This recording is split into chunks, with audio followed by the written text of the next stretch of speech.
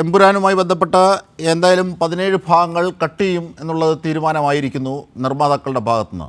അത് സ്ഥിരീകരിച്ചുകൊണ്ട് മോഹൻലാലിൻ്റെയും Facebook post വരുന്നു ഖേദപ്രകടനത്തിനൊപ്പം. ഇതിൻ്റെ വിവരങ്ങളുമായി ഞങ്ങളുടെ പ്രതിനിധി അർച്ചന കൂടി ഈ ഘട്ടത്തിൽ ചേരുകയാണ്. അർച്ചന, ഈ മുറിച്ചു മാറ്റിയ ഭാഗങ്ങൾ എന്ന് പറയുന്നത് സിനിമയെ സംബന്ധിച്ച് നിർണായകമായതാണ്. ആ മുറിച്ചു മാറ്റുന്ന ഭാഗങ്ങൾ മുറിച്ചു മാറ്റി തിയേറ്ററുകളിലെത്തുക വ്യാഴാഴ്ചയോടുകൂടിയായിരിക്കും. അപ്പോൾ അതിനു മുമ്പായി ഇത് കാണാനായി വലിയ അർത്ഥത്തിൽ തിരക്കുണ്ട്.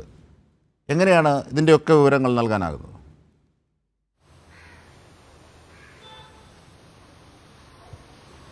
അജിംഷാ, തീർച്ചയായും ഈ വിവാദത്തിന് പിന്നാലെ വലിയ രീതിയിൽ ആളുകൾ ഈ സിനിമ കാണാനായി തിയേറ്ററിൽ എത്തുന്നുണ്ട് എന്ന വാസ്തവമാണ്. ഇന്നത്തെ ഈ ബുക്ക് മൈ ഷോയിലെ എല്ലാം പ്ലാറ്റ്ഫോമുകൾ പരിശോധിച്ചാൽ നമുക്ക് ആ വൻ തിരക്ക് റെക്കോർഡ് ബുക്കിംഗ് കാണാൻ കഴിയും.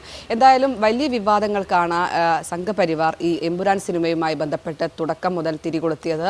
അതിനുശേഷമാണ് ഇത്തരത്തിലുള്ള സംഭവ വികാസങ്ങളെല്ലാം നടക്കുന്നത്. ആദ്യഘട്ടത്തിൽ ഇത്തരത്തിൽ സമ്മർദ്ദത്തിലായ നിർമ്മാതാക്കൾ തന്നെയാണ് 17 ഭാഗങ്ങൾ സിനിമയിൽ നിന്നും അടർത്തി മാറ്റാൻ തീരുമാനിച്ചത്. അതിൽ പ്രധാനമായും സംഘപരിവാറിനെ അസ്വസ്ഥപ്പെടുത്തിയ ഗുജറാത്ത് കലാപവുമായി ബന്ധപ്പെട്ട ഭാഗങ്ങളാണ്. ഈ 17 ഭാഗങ്ങൾ സിനിമയിൽ നിന്ന് മാറ്റാൻ തീരുമാനമായിരുന്നു. മാത്രമല്ല, ഇതിൽ വില്ലൻ്റെ പേരുകളടക്കം ഈ ഗോത്ര കലാപവുമായി ബന്ധപ്പെട്ട പേരുകളടക്കം മാറ്റാൻ തീരുമാനമായിട്ടുണ്ട്. ഇത് കൂടാതെ ചില സംഭാഷണങ്ങൾ മ്യൂട്ട് ചെയ്യാനും തീരുമാനമായിട്ടുണ്ട്. ഈ സിനിമയുടെ ആദ്യ 30 മിനിറ്റിൽ ഈ ഗുജറാത്ത് കലാപവുമായി ബന്ധപ്പെട്ട രംഗങ്ങളാണ് കാണിക്കുന്നത്. അതെല്ലാം തന്നെ ഇത്തരത്തിൽ പൂർണ്ണമായും മാറ്റാനുള്ള ഒരു സാധ്യതയാണ് എന്തായാലും നിലവിൽ കാണുന്നത്. ഇതുമായി ബന്ധപ്പെട്ട് ഇനിയിപ്പോൾ ഈ പുതിയ പതിപ്പ് വ്യാഴാഴ്ചയോടെ തിയേറ്ററിൽ എത്തുമെന്നാണ് മനസ്സിലാക്കുന്നത്. മോഹൻലാലും ഇന്ന് ഫേസ്ബുക്ക് പോസ്റ്റിലൂടെ വ്യക്തമാക്കിയതും അതാണ്.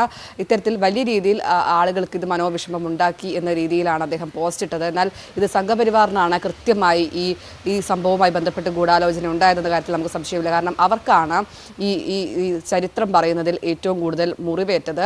അവരാണ് ഈ ചരിത്രം പറയുന്നതിൽ പൊള്ളിയതും. അതുകൊണ്ടാണ് ഇത്തരത്തിലുള്ള ഒരു വിദ്വേഷ പ്രചരണത്തിന് തുടക്കം കുറിച്ചതും. ഇത്തരത്തിൽ താരങ്ങളെ അടക്കം വർഗീയമായി പരാമർശിക്കുന്ന രീതിയിൽ അവരെ ഇത്തരത്തിൽ സൈബർ ആക്രമണം അടക്കം നടത്തിയതും അതുകൊണ്ട് തന്നെയാണ്. ഇതിനെ തുടർന്നാണ് സമ്മർദ്ദത്തിലായ, ഒടുവിൽ പ്രതിസന്ധിയിലായ നിർമ്മാതാക്കളും താരങ്ങളുമെല്ലാം തന്നെ ഇത്തരത്തിൽ ഖേദപ്രകടനവുമായി രംഗത്തെത്തേണ്ടി വരുന്നത്.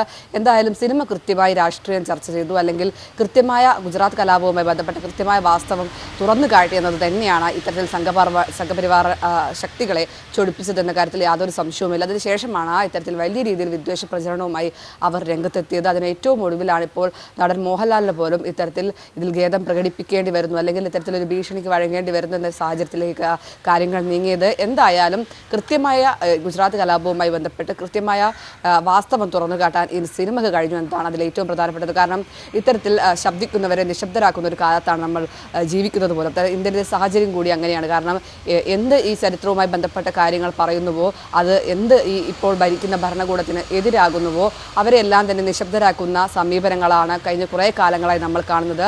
അതുകൊണ്ട് തന്നെ ഇത്തരത്തിൽ ഈ പാഠപുസ്തകങ്ങളിലടക്കം ഇത്തരത്തിൽ തിരുത്തുന്ന ചരിത്രം മായ്ച്ചു കളയുന്ന പ്രവണതകൾ നമ്മൾ വീണ്ടും വീണ്ടും കാണുകയും ചെയ്യുന്നതാണ്. അങ്ങനെ ഒരു സാഹചര്യത്തിൽ കൂടിയാണ് ഈ സിനിമ ഇത്തരത്തിൽ വലിയ രീതിയിൽ ചർച്ചയാവുകയും വിവാദങ്ങൾക്ക് സംഘപരിവാർ തിരികൊളുത്തുകയും ഇപ്പോൾ ഈ സിനിമ പൂർണ്ണമായും ഇത്തരത്തിൽ വെട്ടിമാറ്റുന്ന അവസ്ഥയിലേക്ക് കാര്യങ്ങൾ എത്തിക്കുകയും ചെയ്തത്. എന്തായാലും ഇത് വലിയ രീതിയിൽ വിമർശനങ്ങൾക്ക് വിധേയമായിട്ടുണ്ട്. കാരണം സോഷ്യൽ മീഡിയയിൽ അടക്കം ഒരുപാട് ആളുകൾ ഇത്തരത്തിൽ മോഹൻലാൽ ഖേദം പ്രകടിപ്പിച്ചതുമായി ബന്ധപ്പെട്ടെല്ലാം തന്നെ വിമർശനങ്ങൾ ഉന്നയിക്കുന്നുണ്ട്. എന്തിനിങ്ങനെ ഒരു മാപ്പ് പറയണം, അല്ലെങ്കിൽ ഖേദം പ്രകടിപ്പിക്കണമെന്നടക്കമുള്ള കാര്യങ്ങൾ സോഷ്യൽ മീഡിയയിൽ മോഹൻലാൽ ആരാധകർ അടക്കം ഉന്നയിക്കുന്നുണ്ടെങ്കിൽ പോലും വലിയ സമ്മർദ്ദത്തിലേക്ക് ഇവരെല്ലാം എത്തിച്ചത് ഈ സംഘപരിവാറാണെന്ന കാര്യത്തിൽ യാതൊരു സംശയവുമില്ല. കാരണം അത്രത്തോളം ആവിഷ്കാര സ്വാതന്ത്ര്യത്തിൽ പോലും കടന്നു കയറുന്ന രീതി